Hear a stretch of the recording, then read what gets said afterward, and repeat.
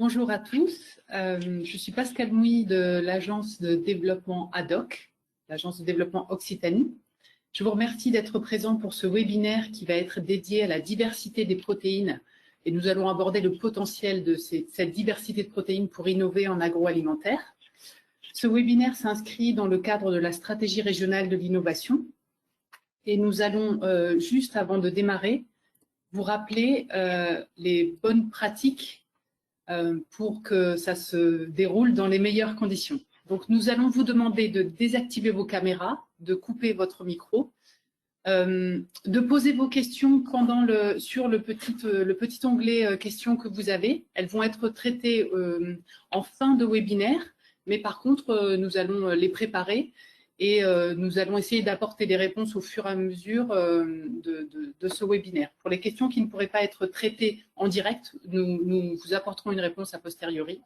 Donc, votre avis nous intéresse. Et pour ceux qui souhaitent ou doivent partir avant ou souhaitent revoir ce webinaire, il sera disponible en replay sur la chaîne YouTube ADOC. Je vais maintenant passer la parole à Pierre Benaïm pour introduire ce webinaire. Bien, merci beaucoup Pascal. Bonjour à toutes et tous. Donc, je suis Pierre Benaïm, secrétaire général à la stratégie régionale de l'innovation Occitanie et directeur délégué à l'innovation de l'agence ADOC. Alors, avant de rentrer dans le vif du sujet, je vais vous dire un mot sur l'agence pour celles et ceux qui ne la connaissent pas et qui pourraient en avoir besoin pour accompagner le développement de leur projet. Donc, nos métiers, donc d'abord ADOC, c'est l'agence de développement économique de la région Occitanie. Et donc, on accompagne les filières industrielles avec un certain nombre d'outils dont je vais parler dans la diapo suivante. Aujourd'hui, on va évidemment parler d'agriculture et d'agroalimentaire, mais on accompagne l'ensemble des filières industrielles, la viticulture, la santé, les transports intelligents, la mobilité, l'énergie, etc., etc. Vous le voyez sur la diapositive. Donc, quels que soient vos sujets, vos besoins, vos préoccupations, on est en capacité d'accompagner donc les entreprises et les acteurs des territoires, les EPCI, etc., sur l'ensemble donc des sujets attractivité, croissance, innovation, réseau, avec un maillage territorial très fin. En 2020, qui est une année particulière, hein, on l'a tous vécu avec cette histoire de confinement, de crise économique, il y a eu un dynamisme d'accompagnement d'entreprises très fort, puisqu'on en a accompagné plus de 5500, donc plus de 1000 entreprises innovantes. Donc ça a été une dynamique assez importante, un peu particulière, mais assez importante, et plus de 240 événements organisés en région Occitanie, dont une centaine à l'international. Je ne détaille pas les autres chiffres, juste avoir en tête que sur les sujets de l'innovation des entreprises accompagnées, ça représente 180 millions d'euros d'investissement en R&D et près de 90 millions d'investissements mobilisés au travers de l'action de l'agence. Voilà, sur la diapositive suivante, donc on a un périmètre thématique donc qui s'appuie sur les 8 domaines stratégiques d'innovation hein, qui viennent d'être validés par l'État et la région, qui sont les 8 domaines de la nouvelle stratégie régionale d'innovation 2021-2027. Je ne vais pas trop détailler parce qu'on n'a pas trop le temps là, mais on est à votre disposition pour y revenir. Notez qu'il y a un domaine dans lequel s'inscrit l'événement d'aujourd'hui, qui est alimentation saine, durable et territorialisée, qui va faire l'objet d'ailleurs d'un groupe de travail particulier qui devrait se tenir le 21 octobre de mémoire, auquel certaines entreprises sont évidemment conviées si ça vous intéresse. Revenez vers Pascal et Laurence là-dessus. Il faut juste retenir que ces 8 domaines sont le cadre de la politique régionale en matière d'innovation. Enfin, sur la diapositive suivante, s'il te plaît, je vais juste maintenant passer un peu de temps sur... alors voilà, là c'est les contacts. Si vous voulez innover, vous contactez Laurence et Pascal ici présentes. Vous avez les adresses mail sur la diapositive. Sur la diapo suivante, s'il te plaît, Pascal, je vais passer peut-être 2-3 minutes sur Pierre, le... J'ai celle de la SRI. C'est la dernière. Alors, j'avais cru comprendre qu'il y en avait une sur les enjeux de 2018. Donc, je vais dire un mot juste sur le contexte dans lequel s'inscrit ce séminaire et cette thématique, hein, qui fait l'objet d'un cycle de webinaires, dont le premier avait fait l'objet d'un focus sur la filière légumineuse et qui s'était orienté sur le lancement de la démarche FILEG, que probablement vous connaissez, donc qui aboutit aujourd'hui à la création d'une structure avec une gouvernance de cette dynamique légumineuse. On est sur le point de publier également un livre blanc qu'on a travaillé donc, avec les acteurs de FILEG et Cisali qu'il a rédigé, donc on le publiera très très prochainement dans les jours à venir. Donc n'hésitez pas à le télécharger, il sera sur le site de la stratégie régionale de l'innovation entre autres. Le second temps avait fait un focus sur la nécessaire adaptation de l'élevage et des filières en Occitanie via l'autonomie protéique. Et donc là, on est dans la fin de ce cycle avec le webinaire d'aujourd'hui qui a pour objectif d'élargir le cadre des possibles et de donner l'idée de ne jamais opposer les typologies de protéines végétales, animales et alternatives. Donc vous allez voir sur le programme qu'il y a un très bon niveau d'intervenants qui va vous permettre de balayer l'ensemble du panorama et de la diversité des protéines au travers d'entreprises régionales. Simplement vous dire que tout ça s'inscrit dans le cadre d'une politique très affirmée par l'État et la région sur le soutien de cette filière qui s'inscrit dans un Green New Deal régional et un programme qui s'appelle Occitanie 2040. Il y a donc un contrat de filière animale en Occitanie. Il y a un plan alimentation, dont l'acte 2 est un plan de protéines végétales, avec des enjeux très clairs sur la favorisation de la diversification des sources de protéines dans les régimes alimentaires, d'amplifier la production des protéines végétales en Occitanie pour atteindre l'autonomie protéique en 2040, et d'accompagner les agriculteurs dans le défi de la transition agroécologique. Donc tous ces enjeux, tout ce contexte fait que le sujet des protéines en Occitanie est une priorité économique d'innovation, une priorité de la stratégie régionale d'innovation. Et ce webinaire va nous permettre d'éclairer, donc de finaliser ce cycle. Mais c'est pas parce qu'on termine le cycle de webinaire que le sujet s'arrête, il y a énormément de choses à faire. Voilà, je vous remercie, je vous souhaite un bon webinaire et je suis disponible pour répondre à quelques questions maintenant s'il y en a ou a posteriori. Merci beaucoup, Pierre. Donc, nous allons continuer. Effectivement, si vous souhaitez innover ou si vous avez un projet d'innovation et que vous êtes basé en Occitanie, n'hésitez pas à prendre contact avec nous. Un petit rappel du programme que vous avez tous reçu et nous allons attaquer avec l'intervention de Grégoire Cordier du CTCPA. Et bonjour à tous. Donc, on m'a demandé de faire l'introduction de ce séminaire donc, à travers le rôle des protéines dans l'innovation produit. Suivant. Pascal. Voilà. Donc, en fait, je rappelle l'intérêt, le rôle des protéines dans les aliments. Donc, lorsqu'on développe des produits, il y a l'intérêt, le rôle sur l'aspect nutritionnel, évidemment. Hein, donc, ça, c'est important. Les protéines jouent un rôle sur la structure, le métabolisme des cellules. Donc, il y a des besoins quantitatifs et qualitatifs. J'insiste sur le mot qualitatif parce que ça peut avoir une importance capitale sur le développement de nouveaux produits, notamment des produits enrichis ou des produits compléments alimentaires. Donc, voilà. Donc, la partie nutritionnelle, évidemment, c'est très, très important dans le développement. Ensuite, la partie sensorielle. Les protéines vont jouer un rôle sur certaines réactions, notamment les réactions de Maillard, vont jouer un rôle sur la texture des produits. Donc, il faut tenir compte de cet élément-là. Et puis également, donc, les protéines dans la mise au point d'un produit, on va utiliser des protéines comme agents fonctionnels souvent, aptitudes rhéologiques et technologiques, émulsification, coagulation, gelification. Donc, la protéine est vraiment souvent un élément capital, un composant capital de l'aliment qui va jouer un rôle dans la formulation. Voilà. Deuxième chose que je voulais donner en introduction, c'est qu'effectivement, globalement, il y a une grande diversité de disponibilité de sources de protéines et puis traditionnellement, on va le scinder en deux. Les protéines animales, donc qui sont plutôt riches en protéines quantitativement, et les protéines végétales qui sont en général légèrement moins à des taux plus faibles de protéines. Donc voilà, je recite simplement les protéines donc issues du muscle ou les protéines issues donc du lait et des œufs, mais également donc l'aliment qui peut être qui peut être consommé dans son intégralité, c'est les escargots, les mollusques, etc. Donc, c'est des sources de protéines importantes, mais avec des origines différentes au niveau de l'animal. Pour les protéines végétales, donc on a, excusez-moi, on revient 2 secondes, voilà.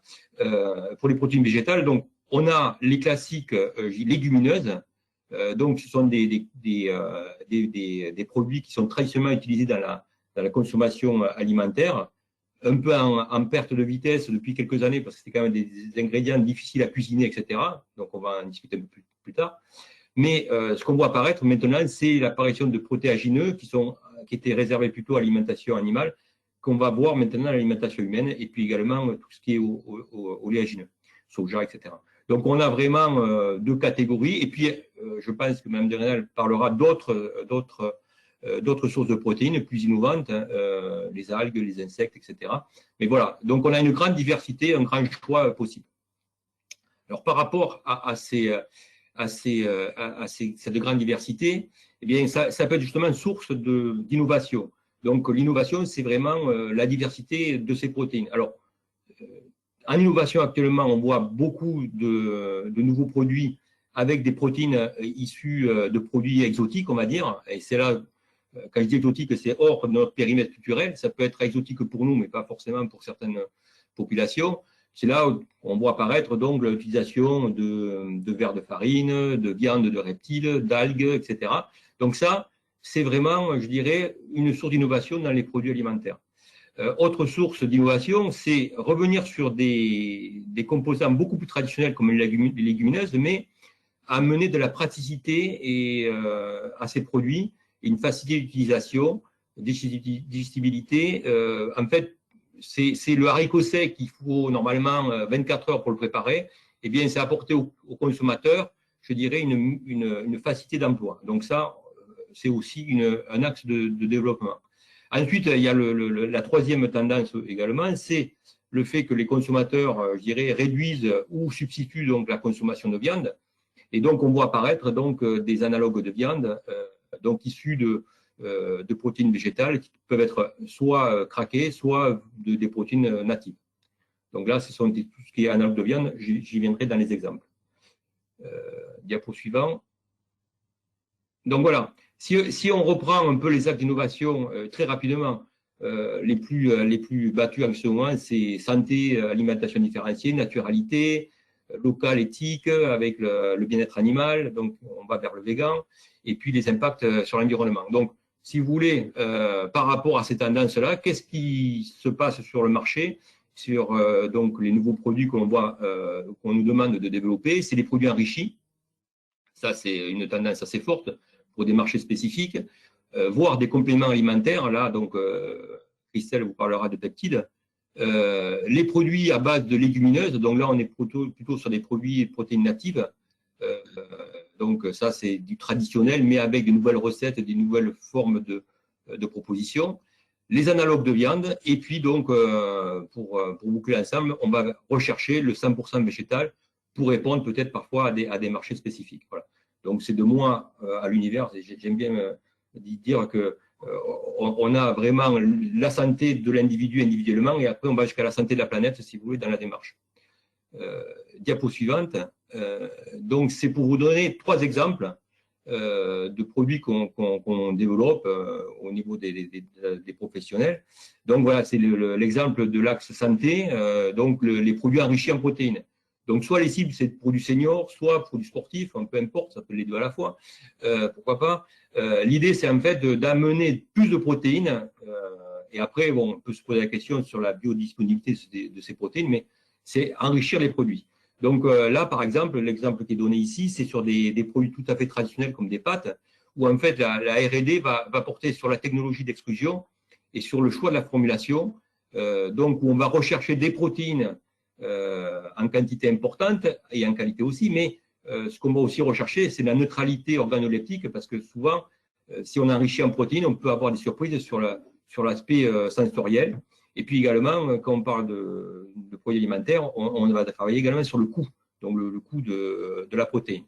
Donc voilà, ce type de produit qui se développe sur le marché à base de concentré de farine de pois ou ou différentes autres protéines. Mais donc, on part d'un produit traditionnel qu'on enrichit. Voilà. Ça, c'est un exemple. Deuxième exemple, là, c'est des produits plus transformés. Donc, on est sur des NOVA plus élevés, on va dire. Donc là, où on a affaire à… Pardon, reviens s'il te plaît. Donc là, on a affaire donc, à des analogues de viande. Donc là, on a une étape donc, de culture et donc des sources de protéines naturelles, natives, on va dire, blé, soja, pois, etc. On va avoir une première étape de transformation, extraction de protéines pour concentrer le taux de protéines. Et ensuite, on va travailler sur la texturation. Donc, lorsqu'on fait des analogues de viande, l'objectif, c'est de retrouver la sensation d'une fibre musculaire de la viande. Et donc, on va avoir tout un processus de transformation qui va permettre d'aboutir sur des produits qui sont en forte croissance sur le marché. Donc, vous avez entre guillemets, des steaks végétaux donc, qui sont là pour se substituer aux produits traditionnels de la viande. Donc ça, c'est un développement qui est assez important et qui demande beaucoup de technologie et on est sur des produits, on va dire, ultra transformés. Voilà. Dernier exemple, là, on va aller à l'opposé, on va aller plutôt sur un axe naturalité. Et donc là, on va travailler plutôt sur, c'est pas analogue de viande, une erreur, c'est vraiment l'aspect produit brut. Donc, on a une légumineuse, le pois chiche, on va le transformer de différentes façons, dont les pâtes à tartiner, les houmous qui sont en forte croissance. Donc, en fait, on va travailler plutôt sur un produit natif et peu transformé.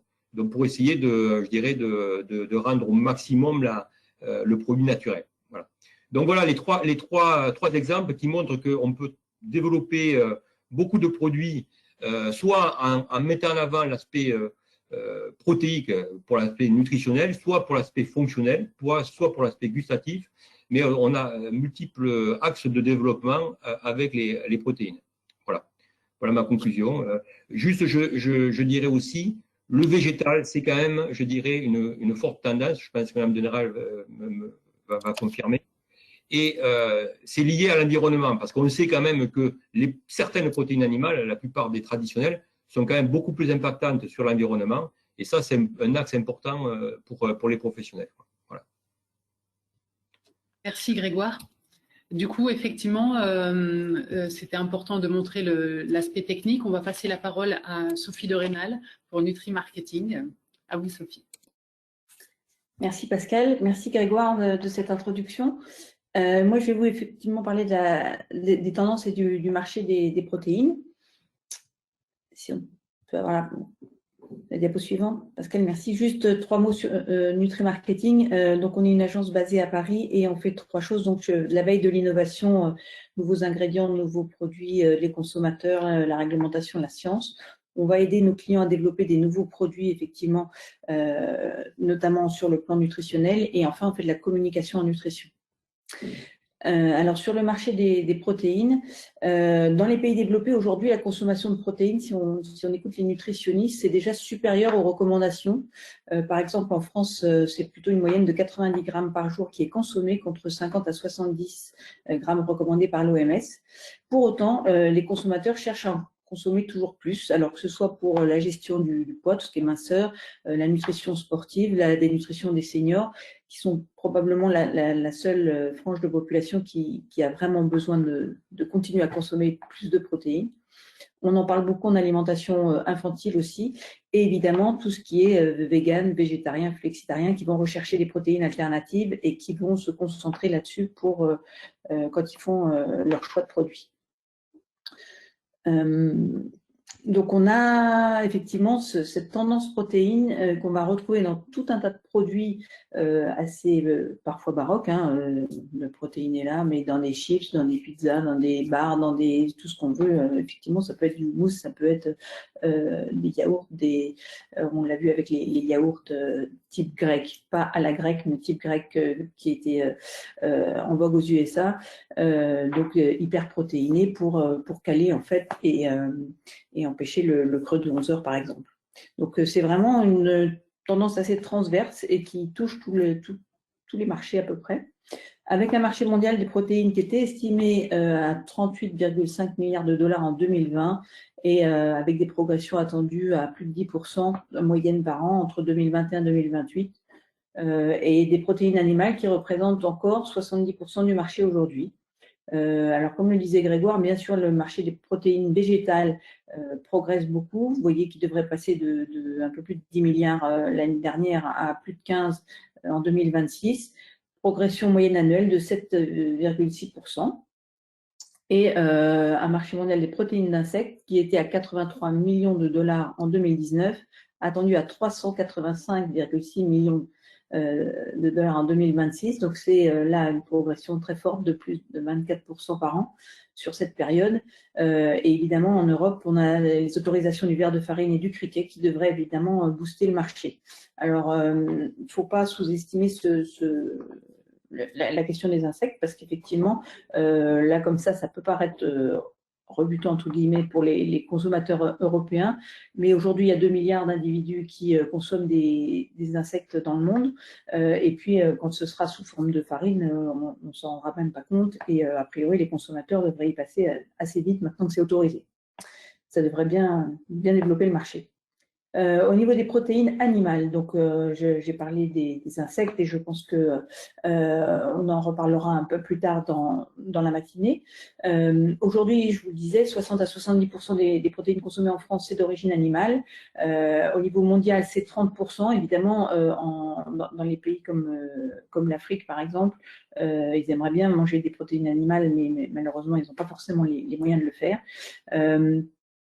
Et donc un marché mondial des produits à base de protéines animales qui devrait atteindre les 1200 milliards de dollars en 2030 et à 162 milliards pour les alternatives végétales. Donc il faut bien voir qu'aujourd'hui, les alternatives végétales dont on parle beaucoup et il y a un gros buzz médiatique aussi là-dessus, ça représente encore qu'une faible part du marché, même si ça croît plus vite et qu'effectivement on consomme de moins en moins, notamment de viande. Alors on voit aussi si on peut revenir juste 2 secondes avant, Pascal, merci. Autant les protéines végétales, les alternatives végétales vont essayer de mimiquer, j'allais dire, les produits animaux, autant là, les produits animaux font un peu pareil avec des chips de viande, par exemple, et des produits de snacking, des bars. Il y a une barre qui va être lancée là au prochain Hanouga avec la viande de cheval, par exemple. Et donc des élixirs au collagène, beaucoup de choses au collagène sur la nougat cette année. Et donc, voilà, la viande se défend entre guillemets, l'attaque des protéines végétales. Alors, les protéines animales vont principalement être utilisées en nutrition sportive avec le collagène, le lactosérum, bien sûr, et la viande. Aujourd'hui, même s'il y a des produits végétaux qui se développent en protéines, en nutrition sportive, ça reste toujours notamment les protéines laitières qui sont utilisées, mais bien sûr le collagène aussi. Suivant, voilà. Au niveau des protéines végétales, donc c'est un marché mondial de 162 milliards, je l'ai dit, attendu en 2030. C'était 29 en 2020, donc vous voyez, ça va vraiment exploser, mais de petites niches, ça va passer à une plus grosse niche, ça va atteindre environ 10-15% du marché. Et un marché des substituts de viande, donc tout ce qui est burgers, végétaux, etc., qui devrait passer de 4,2 milliards en 2020 à 74 en 2030. Donc là aussi, c'est une grosse explosion. Qu'est-ce qui pousse les consommateurs à aller chercher des protéines végétales? C'est évidemment la santé. L'OMS nous dit que la viande et les produits de viande transformée, c'est potentiellement cancérigène et c'est un problème ça peut apporter des maladies cardiovasculaires.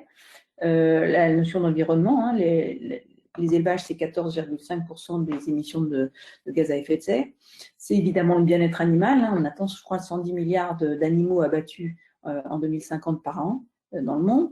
Et la variété. Donc ça, c'est assez nouveau. La variété, c'est une étude du distributeur Coop en Suisse qui a interrogé, vous savez, en Suisse, il y a 58% des consommateurs qui se disent flexitariens. Et là, ce rapport de Coop a mis en avant même des substitutariens qui, en fait, c'est ni la santé, ni l'environnement, ni le bien-être animal qui les motive, c'est vraiment de varier leur alimentation. Et ce qui les caractérise, curieusement, c'est qu'ils vont utiliser ces substituts végétaux avec des produits animaux. Donc, ils vont faire un burger végétal, mais avec du fromage, avec de la mayonnaise, avec des choses comme ça. Donc, c'est vraiment pas la question du végétal, c'est vraiment qu'est-ce que je vais leur faire à manger ce soir, et ça répond à cette question. Et surtout, ça répond en déculpabilisant un peu les on va dire encore les mères de famille, avoir l'impression de donner du végétal, c'est voilà, c'est moins culpabilisant. Donc cette notion de variété est assez importante en fait dans ce qui drive les consommateurs. Alors les flexitariens, c'est 50% des Français, 42% des Allemands, 41% des Espagnols, 36% des Britanniques qui disent avoir réduit leur consommation de viande par rapport à 2017. Donc ça, c'est une étude de 2020. Et donc, pardon, de 2019, c'est France Agrimaire, avec au moins 19% des répondants qui se disent flexitariens dans les 4 pays étudiés. Chez FMCG Gourou, le tableau d'en dessous, vous voyez que vous avez 33% des consommateurs qui, suite à la Covid-19, a dit avoir réduit sa consommation de viande et 42% de produits laitiers. Alors, on parle beaucoup des substituts de viande type burger, saucisses, etc. Mais évidemment, ces substituts de poisson aussi. Hein, et là, vous voyez un homard végétal prêt à consommer. Et en plus, il a la forme en plus. Voilà. Alors, dans les protéines végétales, Grégoire en a déjà parlé, hein, évidemment, légumineuses qui sont très, très à la mode aujourd'hui, très, très utilisées. Avec beaucoup, alors je reviens moi juste du Syrah qui s'est arrêté hier. Et énormément de choses végétales sur le salon et surtout beaucoup de gens qui disaient maintenant on utilise le pois ou le blé parce que le soja a une mauvaise presse. D'abord il vient de loin donc il a un impact carbone important. Ensuite il a une image un peu OGM même si évidemment en France c'est interdit. Et puis il y a le côté œstrogène éventuellement. Donc le pois est vraiment assez mis de côté pour des légumineuses plus françaises déjà aussi. Des céréales, bien sûr, qui vont être utilisées, mais aussi des fruits à coque, beaucoup dans les produits laitiers, enfin substituts de produits laitiers, des graines, des algues et autres, hein, des avocats, alors je vous ai mis, il y a des protéines d'olive, des gens qui ont fait des protéines avec alors ils prennent le noyau de l'olive, ils enlèvent la coque et à l'intérieur vous avez une graine et avec ça on arrive à extraire des protéines. Sacha Inchi, c'est quelque chose qui vient du Pérou. Là encore, même les canneberges, les fameuses cranberries, là, elles sont sorties leurs protéines aussi. Donc, il y a vraiment une multitude de différentes sources végétales disponibles aujourd'hui. La suivante, Pascal, merci. Alors, au niveau des dairies alternatives, donc un marché mondial qui devrait atteindre 36,7 milliards en 2025. Donc, c'est une croissance, c'est 11,4 et non pas 111,4%. Bien évidemment depuis 2020, avec à la fois apporté par vegan, végétarien, flexitarien, subsitarien peut-être, mais surtout aussi par les gens qui veulent ne pas consommer de lactose. Donc il y a vraiment les deux volets, ce qui fait qu'il y a un marché un peu plus important. Au niveau des protéines végétales, on peut passer à la suivante, pas de problème. Les freins, c'est d'abord certains allergènes, hein, blé, soja, fruits à coque, lupin, tout ça, ça fait partie des allergènes. Ensuite, l'ultra-transformation dont parlait tout à l'heure Grégoire, et c'est vrai que ça va un peu à l'encontre de ce que recherchent les consommateurs aujourd'hui, et notamment d'avoir effectivement des scores NOVA mieux disant, on va dire, hein, 1 ou 2. Et donc, les consommateurs vont plus chercher à consommer les protéines, enfin les végétaux bruts, hein, faire un plat de lentilles ou des choses comme ça, un peu ce que faisait Harry & Co au début. Et j'ai été surprise sur le Syrah parce que là, ils commencent à développer des produits à base de protéines texturées parce qu'ils ont la demande, bien sûr, mais c'est dommage parce que jusque-là, leurs produits se différenciaient parce qu'ils utilisaient, par exemple, la lentille ou le pois chiche brut. Donc le côté OGM avec le soja, le côté clean label, parce que ça c'est une forte attente des consommateurs. Or, 80% des alternatives végétales contiennent au moins un additif et souvent plus. Hein. Il faut, on montrait tout à l'heure le premier steak haché d'Herta végétal, il avait 25 ingrédients. Donc évidemment, à côté d'un steak pur bœuf, ça choque. Mais c'est surtout le goût, en fait. 46% des consommateurs, donc ça c'est dans le monde, qui trouvent les alternatives végétales moins bonnes, 42% qui les trouvent fades, inintéressantes, et 51% qui déclarent qu'ils auraient du mal à se passer complètement de viande. Donc effectivement, c'est vraiment ça le frein. Et là, sur le Syrah, il y a vraiment eu des nouveautés qui étaient très très intéressantes au niveau du goût. Au-delà de vouloir faire un mimique simplement végétal, ils ont vraiment cherché à faire quelque chose qui avait vraiment du goût. Et il y a notamment du bacon et des lardons végétaux qui ont été plébiscités par beaucoup visiteurs. Enfin, moi, quand j'ai fait mes tours, en tout cas par tout le monde, c'était vraiment très intéressant, mais ils ont vraiment cherché à faire quelque chose de gras, en fait. Donc, pas du tout ni côté santé ni rien, mais vraiment, ils ont, enfin, dans leur cahier des charges, le goût était en numéro 1. La suivante. Alors, dans les perspectives, évidemment, les protéines végétales vont continuer à croître. A priori, il y a 40% des géants du secteur agroalimentaire qui représentent 459 milliards de dollars de chiffre d'affaires, qui ont désormais des équipes dédiées. Alors, Nestlé, par exemple, qui va faire un centre dédié aux protéines végétales, ils investissent 100 millions de dollars en Chine. Unilever a investi 94 millions aux Pays-Bas. Et donc, un marché des protéines alternatives qui va vraiment grossir fortement et avec un environnement post-Covid qui a fait de 2020 une année vraiment charnière. En 6 mois, le secteur a attiré le double d'investissement.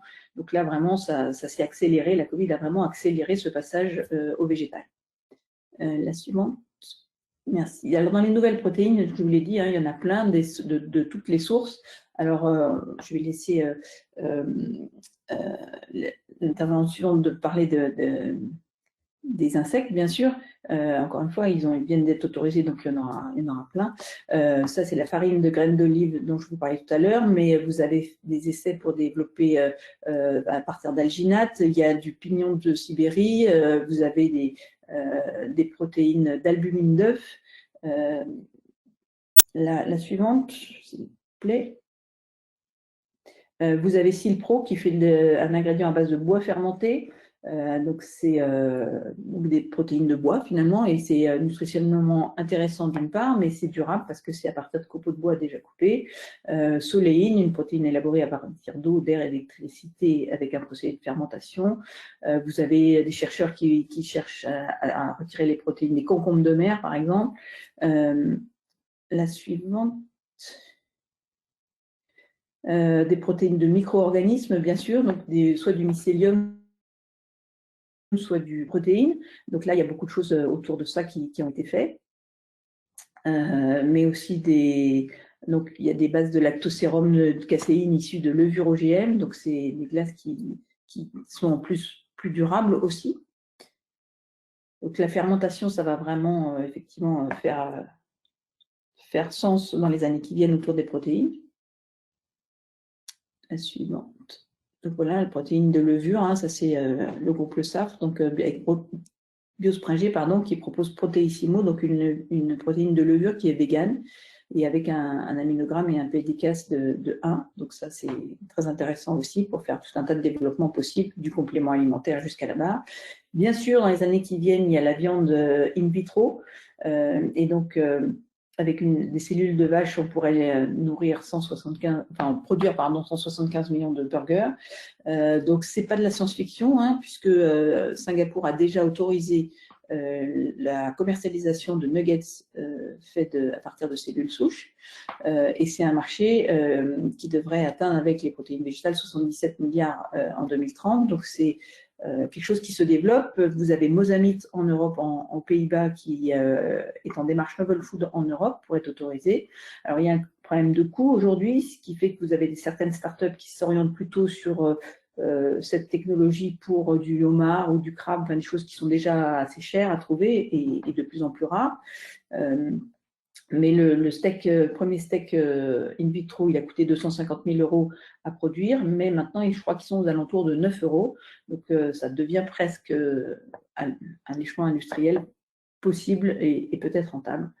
Donc, vous avez Eat Just qui va construire une première usine de viande in vitro au Moyen-Orient, donc au Qatar. Et c'est déjà le producteur de Just Egg, donc un substitut d'œuf végétal. Donc là, c'est vraiment du végétal, mais là, ils sont en train de développer une usine pour faire de la viande in vitro. Donc ça arrive vraiment assez vite maintenant. La suivante.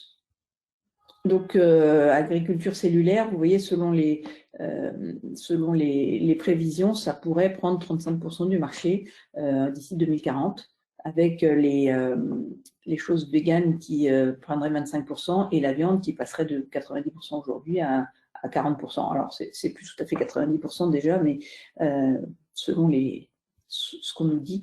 Et donc, la viande qui va perdre 3% par an, pendant que la viande cellulaire prendrait plus 41% par an entre 2025 et 2040. Et là, vous avez un foie gras, par exemple, qui est issu de cellules prélevées sur un œuf de canne. Donc évidemment, là, on ne tue plus le canard, on ne le gaffe plus. Donc le côté bien-être animal prend tout son sens aussi. La suivante. Et là, vous avez donc en Israël Turtle Tree qui a lancé BioMilk. Donc là, c'est si vous avez envie d'allaiter votre enfant, vous n'avez pas envie d'allaiter votre enfant, mais vous voulez quand même lui donner votre lait. Alors là, ils mettent en culture votre propre lait et ils vous donnent le lait en poudre donc à mettre en biberon. Donc c'est votre lait, mais vous n'avez plus à allaiter votre enfant. Donc là aussi, c'est de la nutrition personnalisée et la possibilité effectivement que peut apporter la culture cellulaire. La suivante. Dans les prospectives, alors vous avez aussi, au-delà de la culture cellulaire, l'intelligence artificielle, beaucoup de startups qui travaillent dessus avec quelques milliardaires type Jeff Bezos, Bill Gates et autres derrière eux.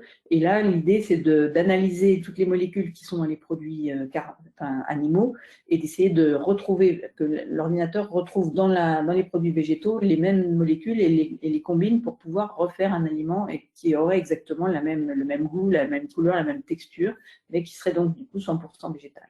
Donc ça aussi, c'est dans les tuyaux. Ça va peut-être prendre un peu plus de temps, mais bon, on va voir. Il y a des solutions, quoi. La prochaine. Donc voilà, j'en ai fini pour tout ce qui était l'avenir. Donc n'hésitez pas, si vous avez des questions, je serai heureuse d'y répondre. Et merci de votre attention. Merci Sophie pour cette présentation et du coup pour ces éclairages avec les dernières nouveautés du CIRA en direct. Donc n'hésitez pas à contacter Sophie de Rennal si vous avez des questions.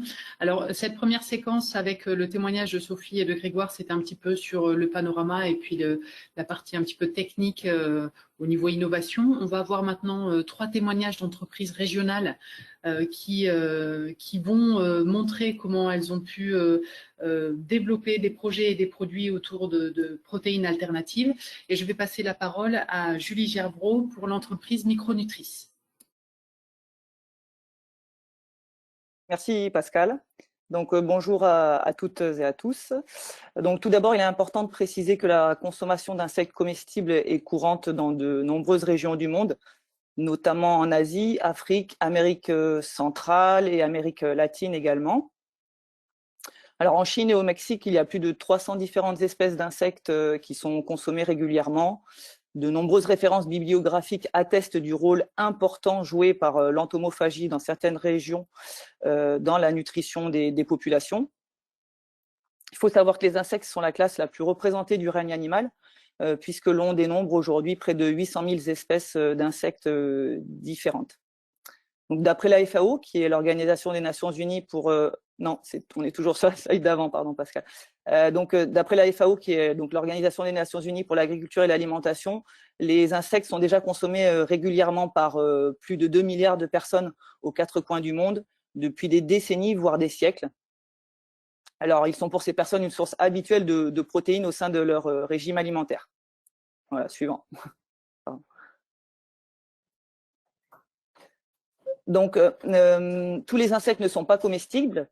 Il y a près de 2000 espèces d'insectes consommées dans le monde, dont principalement les adultes et larves de coléoptères, ainsi que chenilles, hyménoptères adultes, qui sont les fourmis et les abeilles, et enfin les orthoptères, qui sont les criquets, sauterelles et grillons.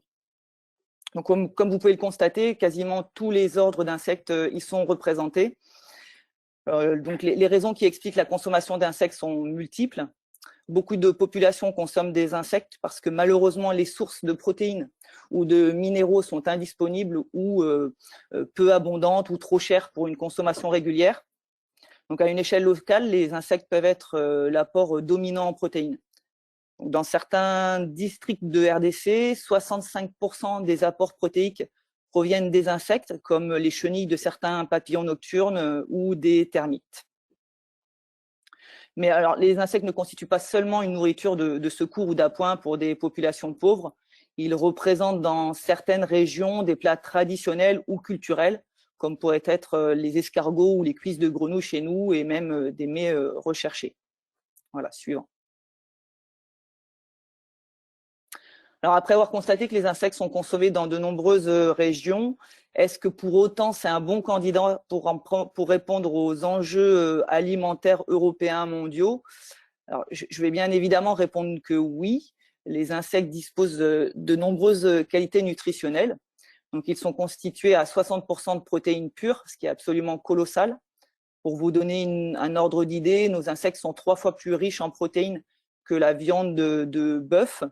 Ils contiennent également des acides gras essentiels comme les oméga 3 et 6, des minéraux ainsi que plusieurs vitamines. Le deuxième intérêt des insectes, c'est l'intérêt environnemental. Donc, vu que ce sont des animaux dits à sang froid, ils n'ont pas besoin de produire de chaleur. Donc, la majeure partie de ce qu'ils ingèrent, ils peuvent l'utiliser pour faire de la masse. Donc, là où avec 10 kg de végétaux, on fera en moyenne 1 kg de viande bovine, on va pouvoir faire 7 kg d'insectes. Au niveau des besoins en eau, avec 1000 litres d'eau, nous allons pouvoir produire 16 grammes de bœuf contre 185 grammes d'insectes. Donc, les insectes affichent un taux de conversion qui est inégalé. Et du fait de cet excellent taux de conversion et aussi de certaines propriétés biologiques des insectes, un élevage d'insectes va rejeter 100 fois moins de gaz à effet de serre qu'un élevage traditionnel bovin, consommer 50 fois moins d'ammoniac et 50 fois moins d'eau et aussi 7 fois moins de végétaux. Et le dernier atout, très important, c'est le fait de pouvoir élever les insectes de manière verticale, qui permet donc de demander beaucoup moins de place au sol et qui répond à la problématique du manque de ressources en terres agricoles. Alors, pour parler un peu de notre histoire, Micronutris a été la première ferme d'élevage en Europe à élever des insectes uniquement pour la consommation humaine. C'est un projet qui est né en 2011 suite à la lecture d'un rapport de la FAO que j'ai cité précédemment, qui préconisait donc aux Européens d'adopter la nourriture à base d'insectes comestibles pour répondre aux enjeux nutritionnels et écologiques de notre ère. Donc, nous avons démarré en périphérie toulousaine à Saint-Orens, donc d'une page blanche, avec l'idée de pouvoir intégrer toute la chaîne de valeur, c'est-à-dire l'élevage d'insectes, puisque nous élevions 2 espèces d'insectes, à savoir le ténébrion meunier ou le ver de farine et le grillon. Ensuite, il y a la transformation primaire qui permet donc de passer de l'insecte vivant à une matière première alimentaire. Et enfin, notre troisième métier, qui est désormais notre activité principale au sein de Micronutris, c'est de concevoir et commercialiser des produits alimentaires innovants à base d'insectes. Donc, il faut savoir que nous avons été la première entreprise au monde à être certifiée ISO 22000 pour la production et la transformation d'insectes pour la consommation humaine. Ça a permis de valider que nous avions une démarche qualité avancée et ça permet de garantir une qualité sanitaire totale pour les consommateurs. Là, il y a une multitude de paramètres qui peut influer. Non, on est toujours sur la slide d'avant. Il y a une multitude de paramètres qui peut influer la viabilité et la qualité d'un élevage et tous ces paramètres sont très étroitement liés. La mise en place de protocoles de qualité doit prendre en compte ces liens et ces problématiques sont vraies pour tous les élevages. Ce n'est pas spécifique aux insectes. Donc, la qualité d'un élevage dépend en partie des intrants. Nous avions fait le choix de nourrir nos insectes avec des aliments issus de l'agriculture biologique uniquement et à partir de circuits courts dans une démarche entièrement éco-responsable et de pouvoir fournir des produits les plus sains possibles et respectueux de l'environnement. La transformation on est toujours sur la même slide, la transformation de nos insectes se déroule en plusieurs étapes. Elle a été mise au point avec un centre technique, le CTCPA, qui a été présenté tout à l'heure. Donc, l'analyse et la maîtrise des risques se fait via la démarche HACCP qui a été mise en place. Et des étapes comme le jeûne et l'ébouillantage et enfin la déshydratation à basse température pour conserver toutes les qualités nutritionnelles des insectes. Et suivant. Alors, le marché des insectes comestibles est en constante évolution depuis ces dernières années. Quand nous avons démarré la commercialisation de nos premiers produits en 2013, aucun texte juridique ne régissait les insectes en tant qu'aliments. Les premières ventes étaient évidemment très, très marginales. Il n'y avait quasiment personne sur le marché. Donc, il y avait, disons, un laisser-faire des autorités. Mais assez rapidement, il y a eu un engouement pour le sujet et nous nous sommes retrouvés confrontés à quelques des DPP, donc Direction départementale de la protection des populations, assez virulentes, qui ne voulaient plus entendre parler des insectes. Il a donc fallu encadrer très clairement ce nouvel aliment, et c'est ce qui a fait l'objet d'un dépôt de dossier Novel Food en février 2018, donc de notre part. Donc, pour précision, les aliments considérés novel foods, ce sont des aliments pour lesquels la consommation humaine était négligeable ou inexistante avant 1997 au sein de l'Union européenne. Donc, ce sont des dossiers complexes, contraignants et coûteux à monter. Donc, pendant cette période d'instruction de ces dossiers, le commissaire européen avait déclaré que les insectes entiers déjà commercialisés dans certains États membres peuvent rester sur le marché après le 1er janvier 2019, à condition qu'une demande d'autorisation ait été introduite avant cette date, chose que nous avions faite en 2018. Il y a aussi plusieurs pays qui prennent également position, les Pays-Bas, la Belgique et le Royaume-Uni à l'époque, et décident de considérer les insectes comme des produits non novel food, autorisant de fait leur commercialisation, ce qui en soi a créé à l'époque une concurrence déloyale entre les États membres.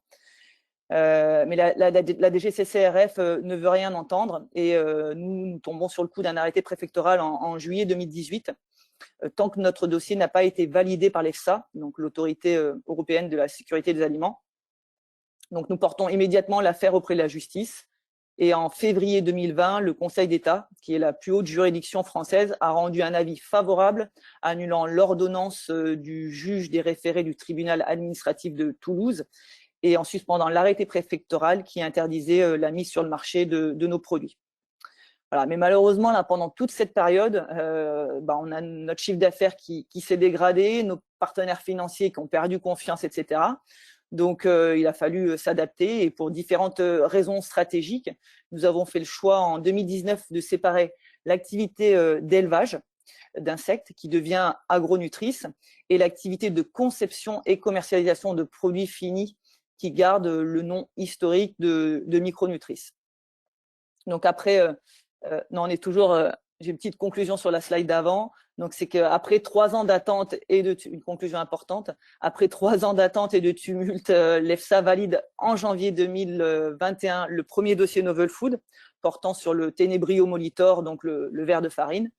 La Commission européenne a officialisé l'ouverture réglementaire avec l'aval des 27 États membres le 22 juin dernier. Donc, ce qui signifie qu'Agronutri, c'est pour le moment la seule entreprise à pouvoir commercialiser légalement des ténébrions. Et nous, en tant que micronutrice, nous pouvons nous fournir des insectes 100% novel food pour concevoir nos produits. Alors, la question que nous nous sommes posée en 2011, c'est comment faire pour amener petit à petit les insectes dans notre alimentation. Alors, il a fallu tout d'abord éduquer les populations occidentales à l'entomophagie. Donc, les premières années, nous avons passé énormément de temps à sensibiliser les gens à la consommation d'insectes à travers des conférences, de la sensibilisation dans les écoles, des dégustations, etc., afin de générer des discussions sur ce sujet, offrir la possibilité aux gens de découvrir les insectes sous un angle alimentaire. Nous avons, disons, évangélisé le marché à cette innovation alimentaire en Occident.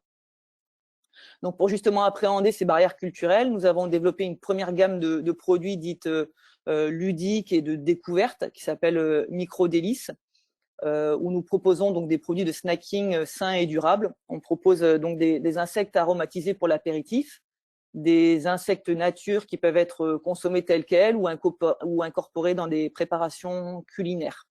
Nous avons également des biscuits apéritifs avec des insectes concassés à l'intérieur et du chocolat noir parsemé de ténébrions qui peut faire penser à du chocolat au riz soufflé. En sachant que tous ces produits sont sur la même démarche, bio et éco-responsable, on essaye au maximum de réduire les emballages, utiliser des matériaux recyclés, recyclables.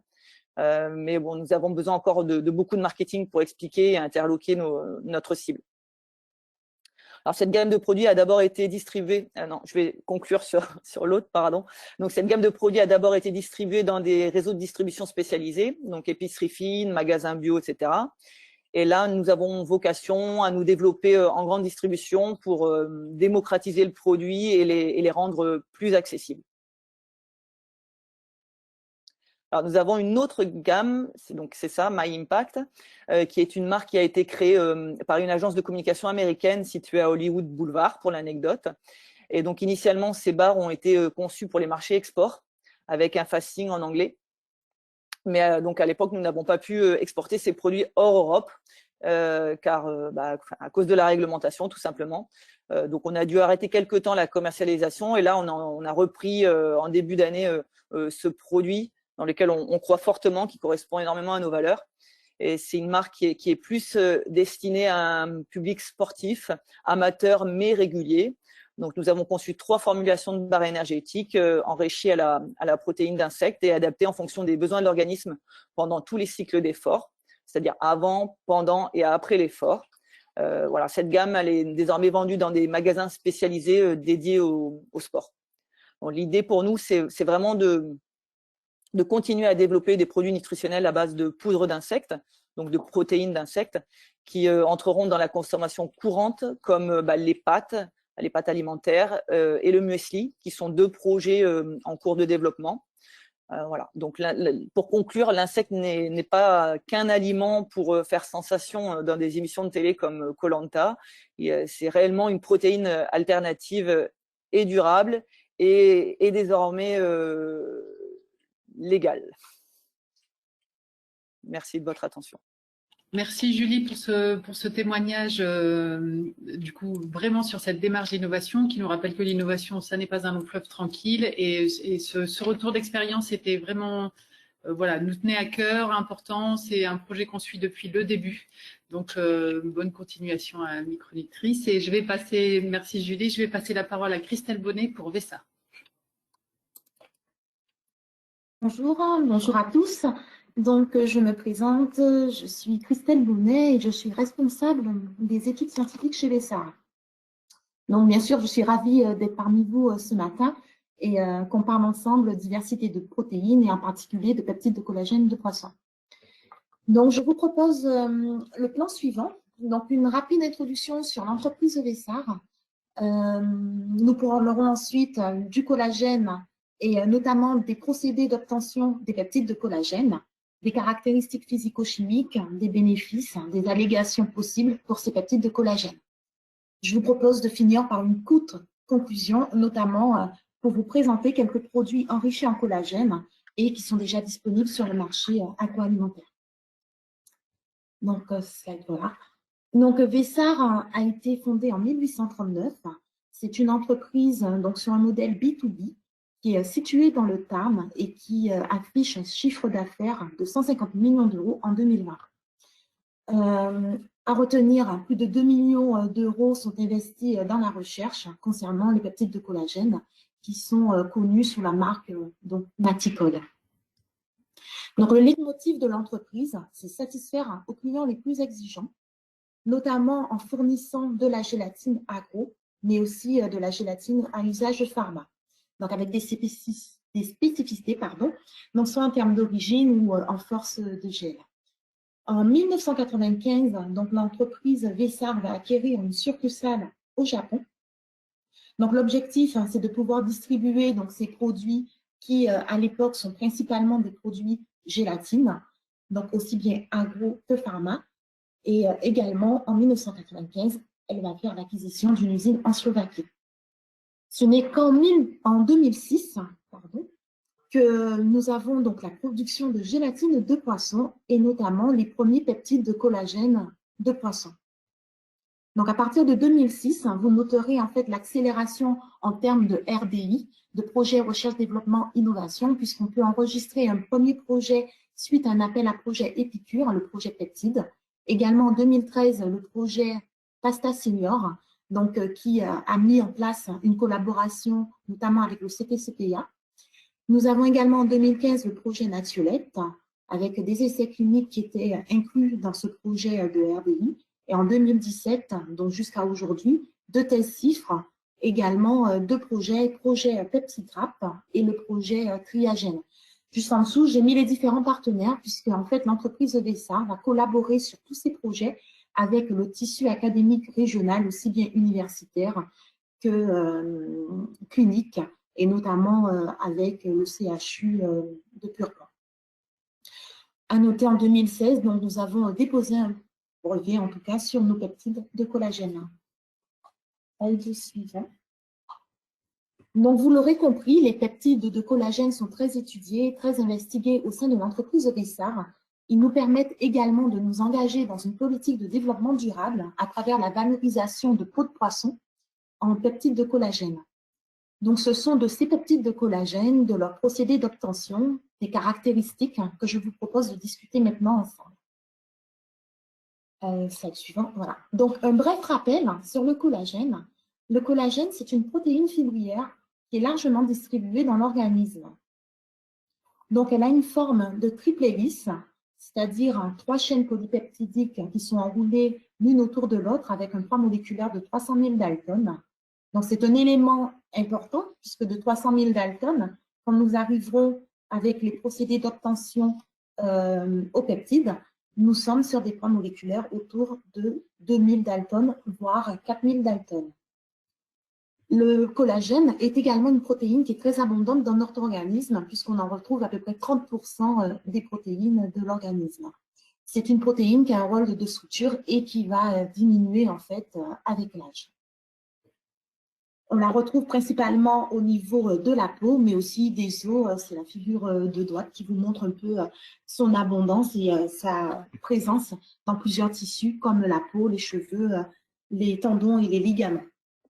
Ce qui explique l'utilisation de peau de poisson pour l'obtention de nos peptides de collagène de poisson.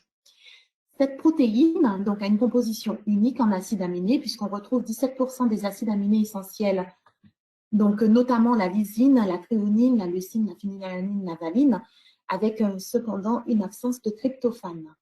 La spécificité du collagène, ce sont les fortes teneurs en glycine, en proline, en hydroxyproline, qui sont notamment des acides aminés impliqués dans tout ce qui est régénération. Donc, vous l'aurez compris, nos peptides de collagène ont vocation à être utilisés dans des aliments fonctionnels, dans des compléments alimentaires. Slide suivant. Donc, le collagène natif, comme je l'ai indiqué, c'est une triple hélice d'un poids moléculaire de 300 000 Dalton. Donc, à partir de ce collagène natif qui est présent au sein des peaux de poisson, nous allons réaliser différents traitements, notamment des traitements thermiques qui permettent d'obtenir une gélatine, donc qui est pure en collagène. Et suite à des hydrolyses enzymatiques, on obtient les collagènes hydrolysés sous forme de peptides. Donc avec des poids moléculaires allant, en tout cas pour nos peptides, de 2000 Dalton à 4000 Dalton. Donc les applications sont essentiellement des applications en nutrafood, en nutraceutique, en cosmétoceutique, et des propriétés santé, en tout cas, qui sont démontrées pour ces différents segments nutrafood. Slide suivant. Alors, j'ai un petit souci au niveau de l'écran. Alors, concernant les peptides de collagène, donc sur la partie de droite, donc on peut noter ici les courtes chaînes d'acides aminés qui vont permettre donc une solubilité dans l'eau, mais également une absorption et une biodisponibilité versus la partie de gauche qui vous présente en fait le collagène natif avec ces 3 chaînes, avec de très hauts poids moléculaires comme on l'a indiqué, une quasi-insolubilité dans l'eau et des freins concernant la digestibilité et l'absorption. Slide suivant. Donc, les peptides de collagène, donc Vessar, sous la marque déposée Naticol, sont vraiment impliqués dans le développement durable puisqu'il s'agit pour nous de valoriser ces peaux de poisson qui sont issues des usines donc, de filetage de poissons. C'est une protéine qui est pure, donc on a plus de 99,5% de protéines sur une base matière sèche. On a une composition unique de peptides et d'acides aminés puisqu'on a des acides aminés spécifiques du collagène tels que l'hydroxyproline et la glycine. Composition unique en peptides également du fait de nos procédés d'hydrolyse enzymatique qui nous permettent de générer des peptides avec des activités biologiques que je vous présenterai donc dans les slides suivants et qui justement justifient ces bénéfices santé qu'on a démontrés en tout cas au niveau préclinique et clinique sur des axes tels que la peau, l'articulation, la nutrition sportive avec tout ce qui est masse musculaire, prise de masse musculaire et bien d'autres segments. Ces peptides de collagène présentent une facilité de formulation puisqu'il y a une très bonne dissolution, une très bonne solubilité, pas d'odeur de poisson, pas de goût de poisson non plus. Au niveau de la digestibilité, donc c'est une très haute digestibilité. Ce sont des protéines hydrolysées, donc qui sont biodisponibles, puisque c'est aussi un enjeu en termes de protéines, pour pouvoir proposer en tout cas une protéine qui soit biodisponible et bioactive. Poids moléculaires du fait de nos hydrolyses, donc nous proposons 2 poids moléculaires, 2000 Dalton et 4000 Dalton, versus la molécule de collagène natif qui est à 300 000 Dalton. Nous avons également 2 formes que nous pouvons proposer, la forme poudre fine et la forme microgranulée. Nos produits sont donc fabriqués en Europe et certifiés donc GRAS, Generally Recognized as Safe, également halal, kosher, et nous faisons donc l'objet des certifications FSC 22000 et ISO 9001. Donc, nous avons parlé donc des procédés d'obtention du collagène, des caractéristiques de nos peptides de collagène. Ces caractéristiques, en tout cas, vont impacter les bénéfices santé. Donc, au niveau des bénéfices santé, il faut savoir que nous intervenons sur la beauté de la peau, donc la nutrition sportive, l'articulation, la santé osseuse et la santé articulaire, le confort intestinal et la gestion du poids. Donc, tous ces axes ont été en tout cas démontrés pour des bénéfices de façon préclinique ou clinique. Mais également, un point essentiel ici à retenir, c'est en termes de mécanisme d'action, nous avons une double activité, donc une activité anti-inflammatoire et de stimulation du collagène. En ce qui concerne donc l'activité anti-inflammatoire, elle est essentielle puisqu'elle nous permet aujourd'hui de rayonner sur l'axe vieillissement, en sachant que le vieillissement donc intègre une inflammation chronique de bas grade. Donc en ayant ces peptides avec des activités anti-inflammatoires, bien sûr, on peut être un ingrédient en tout cas clé pour agir et notamment sur le bien vieillir. Donc le slide suivant. Voilà. En termes d'allégations, nous avons, comme je l'ai indiqué, beaucoup d'études cliniques qui ont été réalisées sur l'axe beauté de la peau. Donc, on s'intéresse aussi bien aux rides qu'à l'élasticité de la peau ou à l'hydratation de la peau, en sachant que nous avons ici non pas droit accès en tout cas à des allégations EFSA, mais à des allégations beauté. Donc, les allégations beauté sont quelque chose de complètement différent des allégations EFSA et on peut donc, au regard des études cliniques que nous avons réalisées, donc indiquer que les peptides de collagène Naticol permettent une meilleure hydratation ou une meilleure fermeté de la peau et permettent également de réduire les rides. Nous travaillons en général sur des doses de l'ordre de 5 grammes par jour. Les autres allégations possibles donc restent des allégations nutritionnelles puisque notre produit est une pure protéine, plus de 99,5% de protéines sur matière sèche. Donc, source de protéines, c'est une allégation qui est possible dans la mesure où 12% de la valeur énergétique est apportée par les protéines. Riche en protéines également dans la mesure où 20% de la valeur énergétique donc de la denrée est apportée par les protéines. Et les allégations EFSA, donc possibles pour nos peptides de collagène du fait de leur nature protéique, restent les protéines contribuent à augmenter la masse musculaire, les protéines contribuent au maintien de la masse musculaire et les protéines contribuent au maintien d'une ossature normale.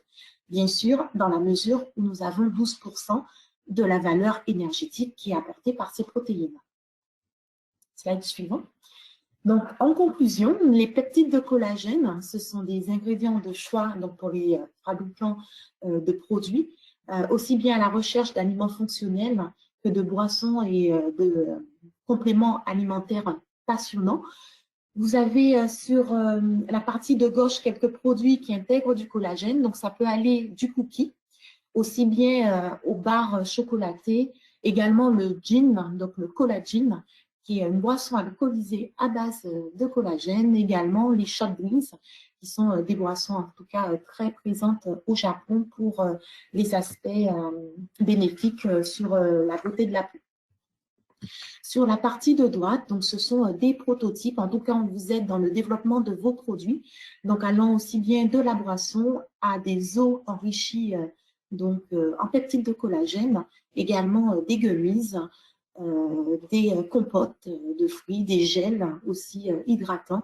Donc, pas mal de produits et d'innovation, en tout cas, à partir de ces peptides de collagène. Et c'était mon dernier slide. Donc, je vais vous remercier pour votre attention. Vous avez les contacts si vous voulez plus d'informations. Et je suis disponible s'il y a des questions. Merci. Merci Christelle pour ce témoignage. Donc, vous voyez, les deux témoignages étaient différents. Le troisième le sera aussi, mais c'était pour montrer le possible. Et du coup, sur les peptides de collagène, on était plus sur de la protéine ingrédient. Donc, c'était important. Et merci Christelle. On va passer la parole à Stéphane et Jean-François Monod de l'entreprise Grain qui vont tout vous raconter. Bonjour à tous. Eh bien, écoutez, nous sommes ravis d'être là. Donc, je suis Stéphane et je suis accompagné de mon associé et accessoirement mon frère Jean-François pour vous parler d'un sujet beaucoup plus terre à terre, si on peut dire, puisqu'on va se parler d'agriculture, on va se parler de graines de chia. Du coup, je ne sais pas si vous connaissez, on aime bien généralement commencer nos présentations par un petit sondage pour savoir si les gens connaissent ou pas la graine de chia. Donc là, ça va être un peu compliqué, je crois que vous êtes nombreux. Donc on va dire que ceux qui connaissent, ils en sauront davantage, et ça c'est très bien. Et ceux qui connaissent pas, eh bien ils auront quelques éléments pour briller en société. Donc la graine de chia, qu'est-ce que c'est? C'est une toute petite graine qui est originaire du Mexique et qui est une graine qui est multimillénaire. Elle était essentiellement consommée par les Aztèques. Et en fait, ils la consommaient, ils avaient 3 sources alimentaires principales. Donc il y avait le haricot, il y avait le maïs et il y avait la graine de chia. Et donc, on l'appelle un peu l'oublié de Christophe Colomb, parce qu'il a ramené les 2 précédentes, mais il a oublié de ramener la chia. Donc, on est un peu les Christophe Colomb des temps modernes, si on peut dire ça comme ça. Donc, l'intérêt de cette graine de chia qui a été redécouverte assez récemment, puisqu'elle a été redécouverte à peu près dans les années 90-2000, c'est parce qu'elle a un intérêt nutritionnel certain. Elle est très riche en oméga 3, elle est très riche en protéines, c'est pour ça qu'on est là aujourd'hui, et elle est aussi riche en fibres. Donc l'intérêt de cette graine de chia, c'est qu'on va pouvoir l'utiliser. Alors c'est une graine qui a assez peu de goût et qu'on va pouvoir utiliser dans des applications qui sont hyper variées.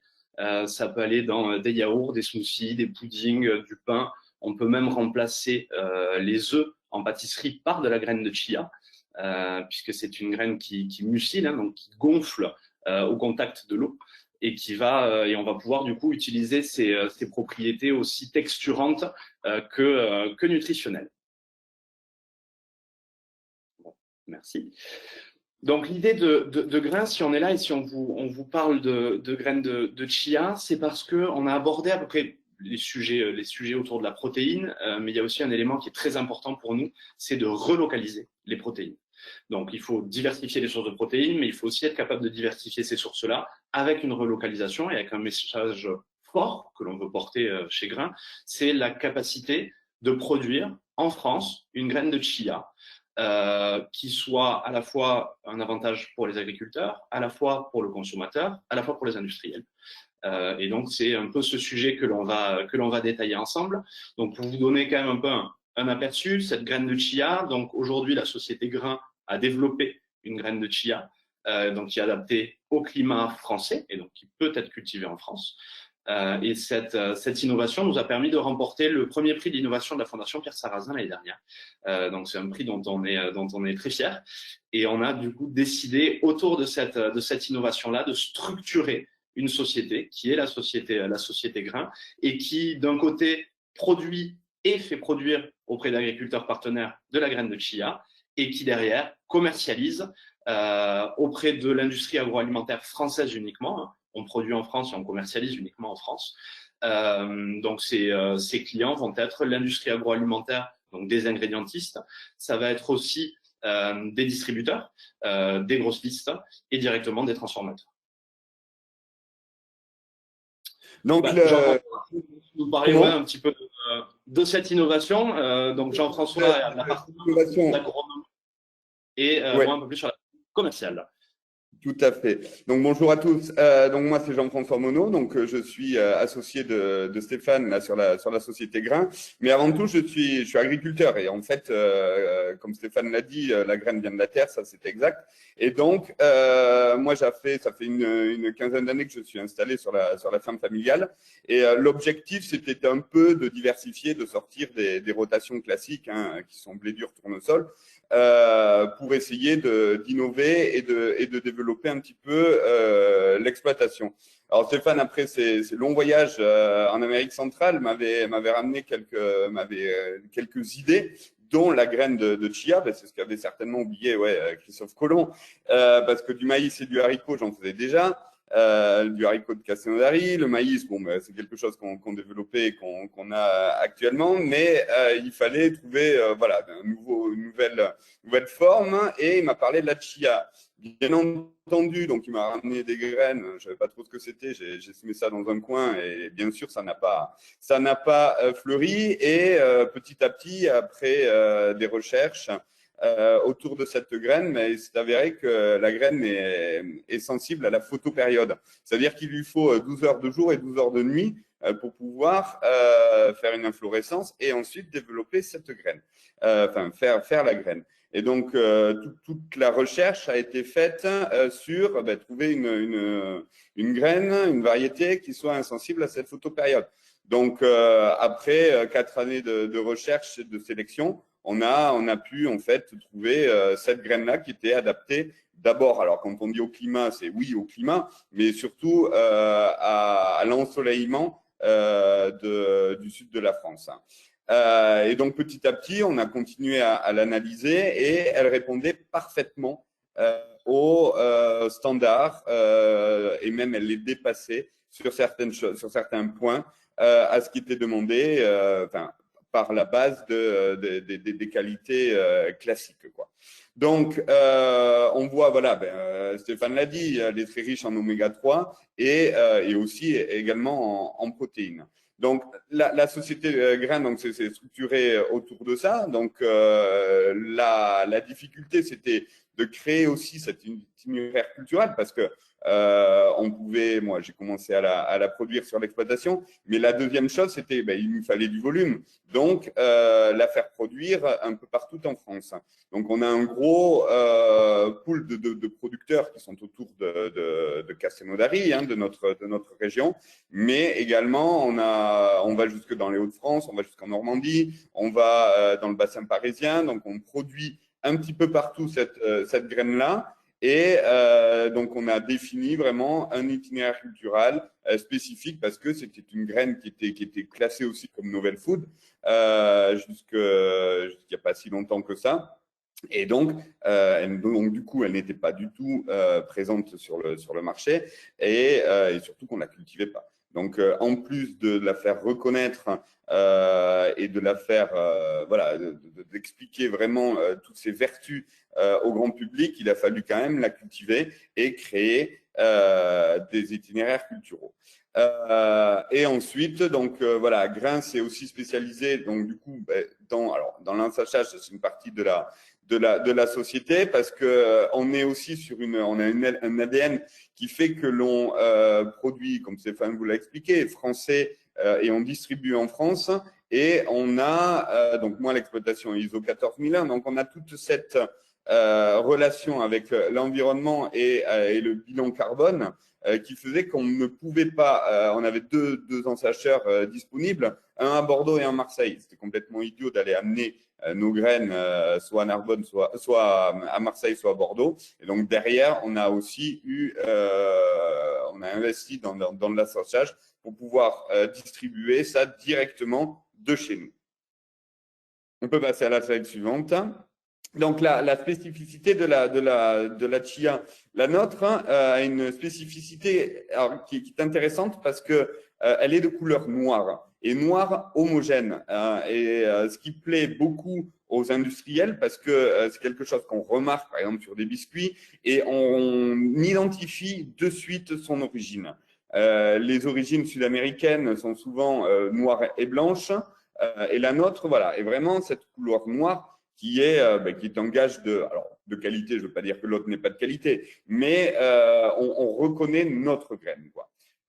Donc là, on a deux choses différentes. On a la récolte conventionnelle certifiée zéro résidu, donc on fait des analyses, mais 95% du marché étant en agriculture biologique. De toute façon, c'est quelque chose qui est très facile à faire en bio parce qu'en conventionnel, il n'y a aucun pesticide qui n'existe. Donc, de toute façon, la culture se suit en bio.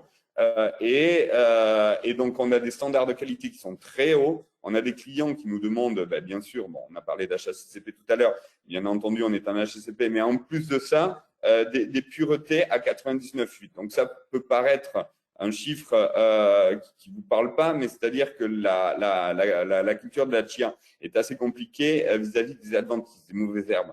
Et là-dedans, on a 2-3 adventices qui sont très préjudiciables parce qu'elles sont difficilement, voire impossibles à trier.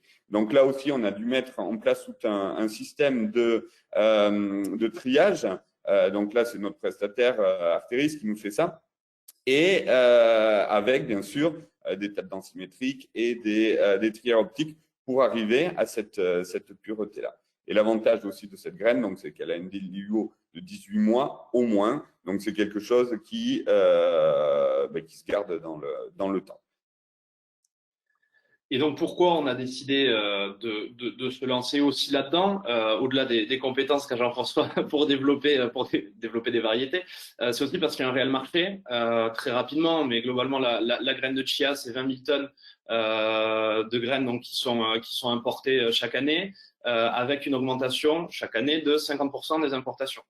Donc aujourd'hui, il y avait un réel besoin là-dessus de répondre à un besoin conso qui est, on a pu voir dans diverses études que 85% des Français souhaitaient consommer local. Les augmentations augmentent, les importations augmentent, donc globalement les Français mangent de plus en plus de la chia.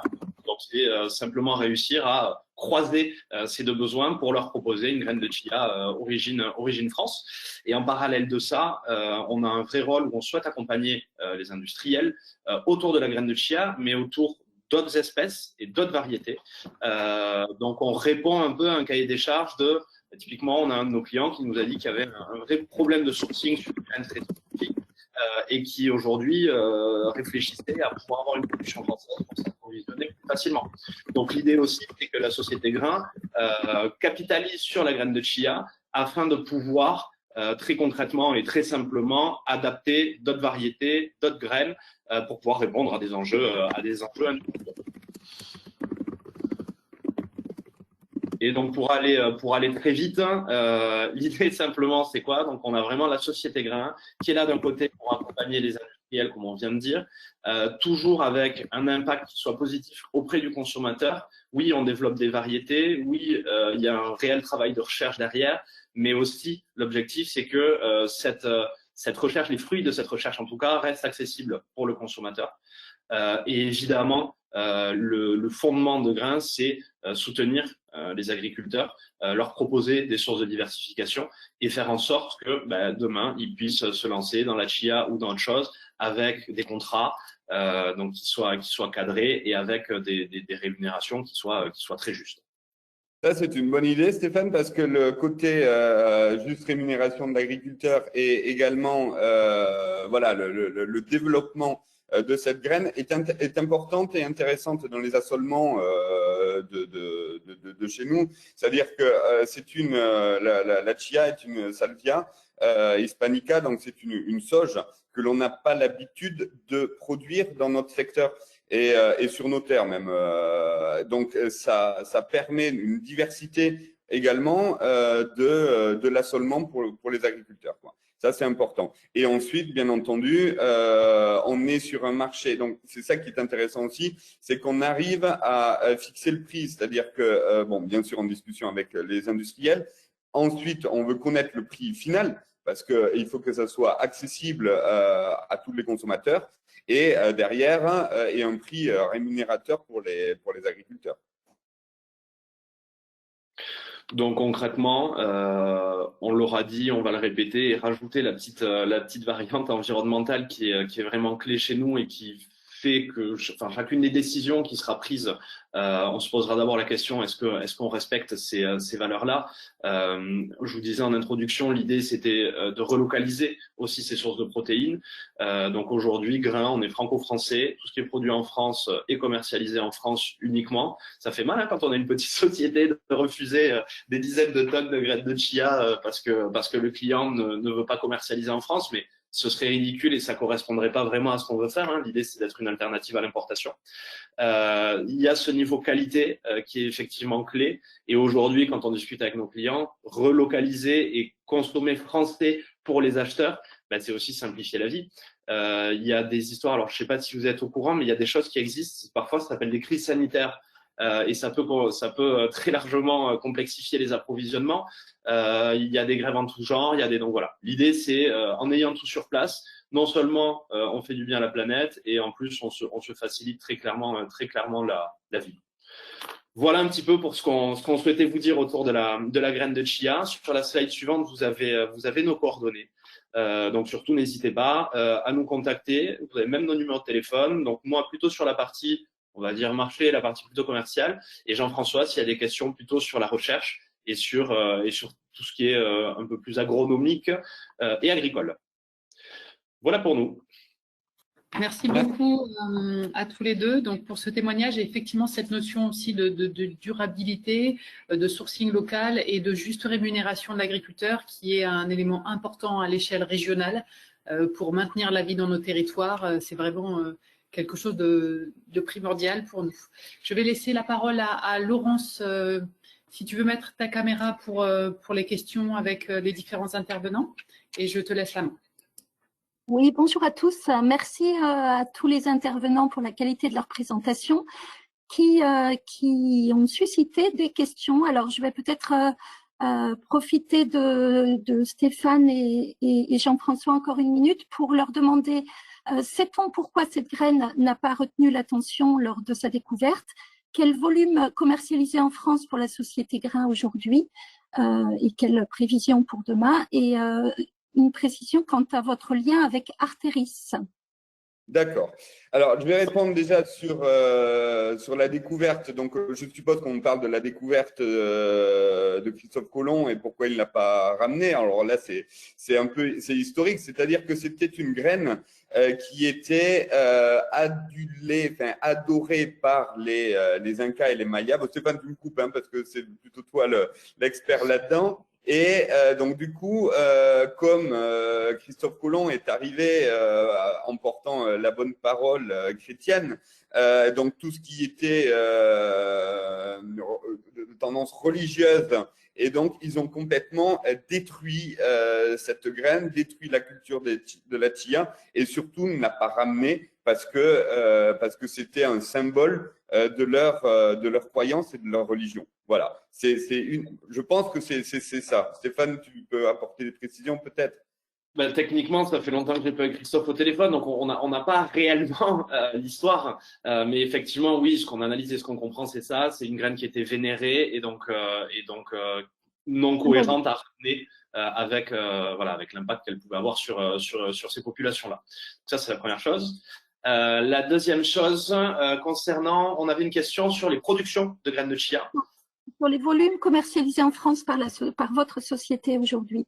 Ouais, alors aujourd'hui, donc sur l'année, pour la récolte 2021, donc que l'on est en train de terminer, enfin on est en plein là, en pleine récolte. Globalement, on attend un peu plus de 100 tonnes cette année de graines de chia commercialisables, donc à 99,8 de pureté spécifique. Donc ça, c'est pour cette année, sachant que l'année dernière, donc la société Grain a été structurée, enfin a été créée l'année dernière. L'année dernière, on a eu une production d'un peu plus de 10 tonnes. Donc ça fait une grosse augmentation et on va maintenir le rythme puisqu'on espère l'année prochaine avoir autour de 400 tonnes commercialisables en graines de chia. Donc voilà pour les chiffres un petit peu de la société Grain globalement. Et pour la question sur Arteris, en fait, Arteris est mon partenaire déjà sur l'exploitation. c'est quelqu'un c'est une société qui est, enfin, une coopérative.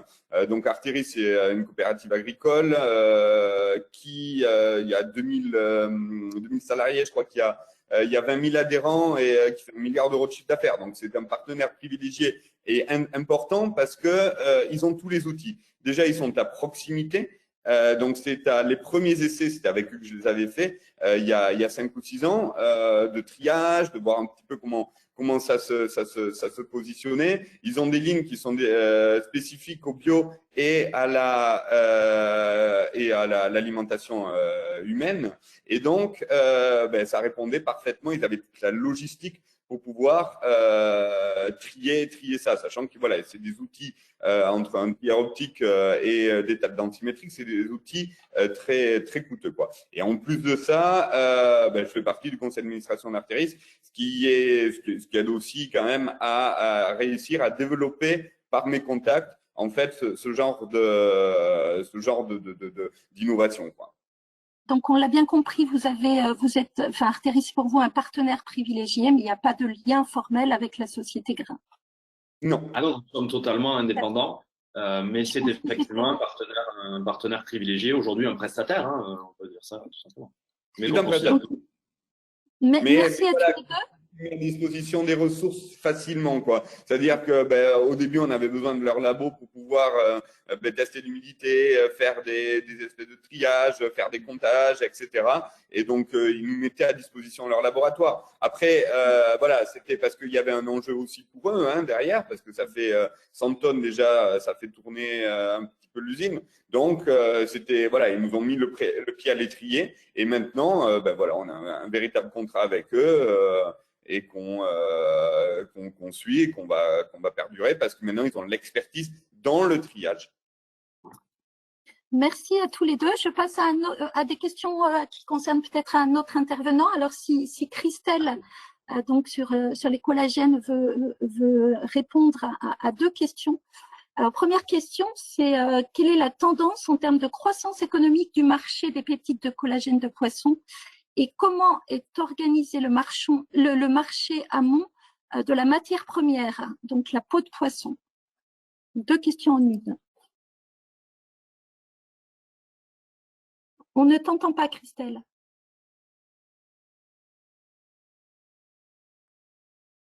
Voilà. Merci Laurence. Donc pour répondre à la première question concernant les tendances en termes de croissance économique, il faut savoir qu'il y a quelques années, donc il y a une dizaine d'années, quand on était sur un salon en Europe et qu'on parlait de peptides de collagène de poisson, on expliquait vraiment ce que c'était le collagène, donc qui était présent au sein de la peau, etc. Et ses bénéfices pour tout ce qui était articulation et j'en passe. Aujourd'hui, on va dire 10 ans en arrière, on est sur un salon et c'est vrai que les clients, on est sur un modèle B2B, donc nos clients, ils savent ce que c'est le collagène.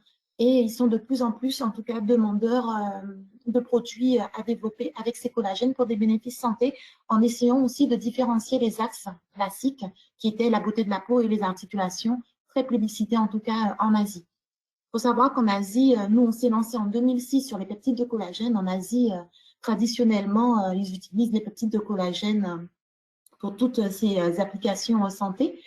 Et ils ont même des alligations fauchues qui sont autorisées au Japon. Et nous, on s'est lancé en 2006 en sachant que on a un chiffre d'affaires aujourd'hui qui est à 150 millions d'euros. Et à l'époque, on était environ à 80 tonnes donc de peptides de collagène de poisson. Aujourd'hui, on est à plus de 200 tonnes de peptides de collagène produits. Quand on regarde un peu l'outil Innova dit à peu près 194 nouveaux produits lancés en 2010. En 2016, on est déjà sur 720 nouveaux produits lancés. Donc, c'est vraiment un marché qui est en croissance avec des produits très plébiscités, aussi bien sur les boissons que sur les barres chocolatées, céréalières, légumises. Donc, il y a pas mal d'applications, en tout cas, pour ces produits. En sachant qu'organoleptiquement, comme je l'ai dit, c'est plutôt neutre. Donc, ils trouvent leur place sur différents produits, aussi bien compléments alimentaires classiques que, on va dire, aliments fonctionnels type gélule, n'importe quoi, type justement boisson ou cookies, voilà, ce genre de produits. Pour la deuxième question, donc comment est organisé le marché, notamment amont en termes de matières premières. Donc en termes de matières premières, il y a plusieurs, on va dire, réseaux. Nous, en tout cas, chez Vessar, on utilise uniquement les peaux de poisson qui sont issus donc des filets de poisson. Donc, on travaille avec des ateliers de filetage de poissons et des poissons qui sont forcément destinés à la consommation alimentaire. Ces poissons ont plusieurs origines. Nous, principalement, donc je dis bien principalement, on va utiliser donc des poissons issus de fermes aquacoles parce qu'on maîtrise, j'allais dire, tout ce qui est environnement microbiologique et autres. Et également, ces fermes, en tout cas, sont certifiées donc, avec leur impact dans tout ce qui est développement durable, etc. Il y a aussi une partie qui vient de la pêche, pareil, en ayant toujours en tête tout ce qui est développement durable, mais ça représente vraiment une très, très faible partie de nos consommations, en tout cas, et en sachant qu'on est vraiment sur la peau et pas sur le poisson en lui-même. On n'utilise que la peau qui n'est pas utilisée lors de la ligne, en tout cas de fabrication pour filets et autres produits à base de poisson. Voilà. Oui, une autre question. Que faites-vous de vos coproduits d'extraction, puisqu'on a vu qu'il y avait à la fois un traitement thermique, un traitement enzymatique. Avez-vous des coproduits de votre extraction et est-ce qu'il y a déjà des pistes? C'est une très bonne question. Alors, à savoir que nous, on est une entreprise qui, on va dire, produit de la gélatine. Donc, on va récolter, enfin, on va collecter les peaux. Donc, peau de poisson, en sachant que dès le sourcing, on essaie de travailler sur des peaux les moins riches, en tout cas en matière grasse, parce que ça sera éventuellement, on va dire, la problématique qui se poserait, mais on travaille sur des peaux qui, à la base, sont très riches. Donc déjà pour, j'allais dire, l'industriel, hein, il essaie de laisser le moins de chair, de muscle sur la peau, le moins de matière grasse. Donc on est vraiment sur des peaux qui sont déjà très, très appauvries en chair et en matière grasse. Et à partir de là, on a une première étape donc, qui va être, nous, la gélatine. Donc, à partir du moment où on a collecté ce collagène, donc, qui est un peu, on va dire, visqueux, un peu sous forme de gel. Donc, c'est vraiment ce qu'on collecte. Et à partir de là, on va réaliser nos hydrolyses enzymatiques. Donc, il faut bien comprendre que quand on collecte ce gel qui est en fait le collagène, on est déjà sur une protéine pure. Et c'est cette protéine pure qu'on va ensuite hydrolyser enzymatiquement. Ce qui veut dire que si on a des coproduits consécutivement à nos procédés, ils sont vraiment générés dans la première étape qui sera l'étape de gélatine. Et ensuite, là, ben, on a des gélatines de plusieurs, on va dire, degrés de gel. Mais il y a aussi donc la gélatine, on va dire, à usage pharma, la gélatine à usage agro, et on a aussi de la gélatine à usage technique. Donc, c'est plutôt pour les produits qui sont de moindre qualité. Et on a également donc nos produits, donc tout ce qui sera matière grasse et autres, on va dire minéraux, enfin, tout ce qui est appauvri en protéines ou les coproduits pour répondre à la question. Donc là, on peut rentrer aussi dans une ligne dans une chaîne alimentaire farine animale. Voilà. Je pense qu'il y aura peut-être matière à approfondir ça et on transmettra vos coordonnées à la personne qui a posé les questions. J'essaie de tenir le timing. Alors je passe à un autre intervenant. Cette fois-ci, une question pour Julie, donc sur les insectes. Quel est l'ordre de grandeur de la quantité de poudre d'insectes produite, sachant que la personne qui demande ça avait pour objectif de la comparer avec la quantité de poudre de spiruline. Donc, c'était un petit peu évaluer les deux sources de protéines alternatives. Alors, en sachant que je préfère repréciser, mais nous, en tant que micronutrices, nous ne sommes plus producteurs d'insectes. Vraiment, on commercialise, on conçoit et commercialise des produits à base d'insectes. Mais sur nos premières années de vie d'entreprise, on produisait à peu près 1 tonne de poudre d'insectes, enfin d'insectes entiers et poudre d'insectes. Par mois. 1 tonne par mois. Une tonne par mois, ok. Donc, on a bien compris, un micronutrice qui fait vraiment de la conception et de la fabrication de produits agroalimentaires à base d'insectes. Et la scission que vous nous avez expliquée avec Agronutrice. Une dernière question peut-être, alors je pense qu'elle est plutôt pour Grégoire. Elle portait sur la place des coproduits agricoles comme source de protéines. Quelles sont les avancées au niveau réglementaire? Alors, c'est assez large. La personne qui pose la question n'a pas précisé de quel produit agricole on parle.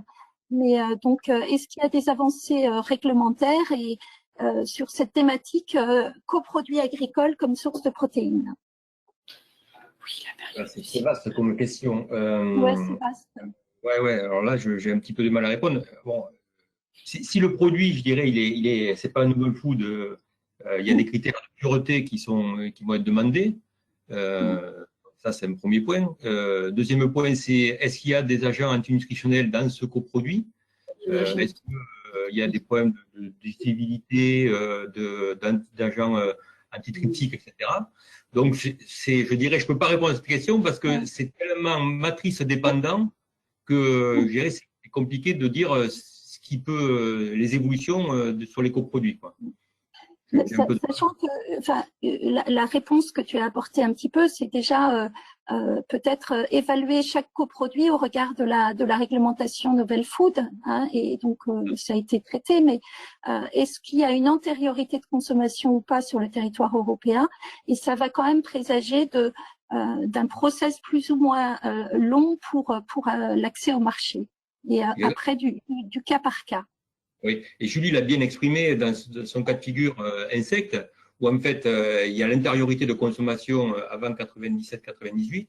Je dirais c'est au cas par cas, c'est une étude au cas par cas. La matrice est extrêmement importante. Est-ce qu'elle a été consommée avant ou pas?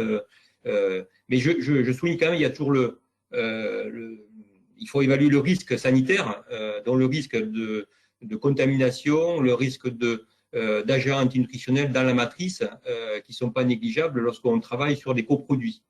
Parce que les extractions peuvent concentrer justement des substances qui peuvent être préjudiciables pour la santé. Donc, tout doit s'étudier. Merci Grégoire. Alors, il y a quelques questions qui sont arrivées aussi en réaction à vos réponses. De toute façon, il y a quelques mises en relation demandées. Je propose de clôturer cette séance de questions-réponses pour respecter un petit peu nos délais. Et je vais passer la parole à Pascal pour la conclusion. Bonsoir, merci beaucoup pour tous ces échanges et donc ravi qu'il y ait eu plusieurs questions pour chaque intervenant. Juste en point de synthèse, rappeler qu'effectivement les protéines sont des éléments essentiels du bol alimentaire avec ces 20 acides aminés dont 8 essentiels non synthétisables et qui doivent être apportés par l'alimentation. Donc on a vu les différentes sources. Effectivement, ce qu'on retient, c'est que les quantités en tout cas en Occident sont suffisantes par une alimentation équilibrée. Par contre, la qualité des protéines va être très importante en matière de biodisponibilité, de digestibilité, et du coup les trois témoignages parlaient un petit peu de ces points-là. Donc ça, c'est des notions qui sont importantes, la qualité des protéines. Un marché qui est en plein développement, mais on retient quand même que en tout cas en France, plus de 60 à 70% des protéines consommées sont d'origine animale, et que les protéines végétales sont une tendance majeure dans les années à venir, ainsi que les protéines alternatives, alors insectes, microalgues, et effectivement de regarder quand même sur ce qui va arriver, typiquement les viandes de synthèse, en tout cas d'être en veille, et c'était important pour ça que Sophie de Rénal nous éclaire et nous dise que voilà, entre la science-fiction et la réalité, voilà, ça se rapproche énormément. C'est surtout un moyen pour développer des nouveaux produits, donc les protéines ont un rôle nutritionnel et fonctionnel dans la mise au point de produits nouveaux. Elles sont un outil pour répondre à des besoins spécifiques comme la gestion du poids, la nutrition sportive, la dénutrition des seniors ou l'alimentation infantile. Et ne pas oublier les barrières qui existent. On a vu le témoignage de Julie Gerbraud sur Micronutrice, effectivement des barrières réglementaires. Donc ça peut être novel food, les sujets d'allégation santé qui peuvent être du coup aussi à bien mesurer. Des barrières nutritionnelles, on l'a évoqué, digestibilité, les allergènes, des barrières sociologiques, donc les OGM, l'ultratransformation, le goût qui peut être important, surtout quand il s'agit de protéines végétales, et puis des barrières potentiellement commerciales. Il ne faut pas oublier aussi la notion de coût qui va être importante. À retenir aussi le potentiel qu'offrent les protéines sur les variétés, la possibilité de mixer, et puis les habitudes alimentaires avec la notion de transition alimentaire. Donc voilà, on va clôturer, si tous les intervenants veulent remettre leur caméra, ce webinaire en remerciant tous les participants, en rappelant que vous pourrez consulter ce webinaire en replay, et aussi vous dire quelques documents ressources d'actualité. Alors, ça a été évoqué en début de réunion, le livre blanc sur du coup le témoignage FILEG et protéines végétales en Occitanie, qui va être publié sous peu et qui sera transmis à tous les participants dès qu'elle sera publiée. Les dossiers Nutri-Marketing aussi qui ont été faits sur les insectes et la viande de culture, qui sont, vous avez les adresses dans le document qui est projeté. Plus d'infos également sur la dynamique légumineuse qui fait l'objet du livre, entre autres, qui s'appelle FILEG. Vous trouverez plus d'infos sur FILEG qui va être une association qui va être créée à la fin de l'année. Donc, vous trouverez plus d'informations sur le site. Au niveau réglementation aussi, vous trouverez des infos sur Novel Food, allégations nutritionnelles, allégations santé. Une infographie qui a été publiée par BPI là très récemment, sur tout ce qui était protéines du futur, donc une infographie qui est assez bien faite. Et enfin, vous rappelez que du coup, le concours Les Innovations, qui est le concours régional en Occitanie, va être lancé le 4 octobre prochain, et qui a un trophée d'alimentation durable et responsable depuis 2 ans, avec un prix de 25 000 €. Donc, si vous avez des projets et que vous souhaitez déposer, donc les dossiers sont à déposer avant le 4 novembre. Merci à tous. Merci à tous. Bonne fin de journée. Au revoir. Au revoir à tous. Au revoir, merci à tous. Au revoir. Merci.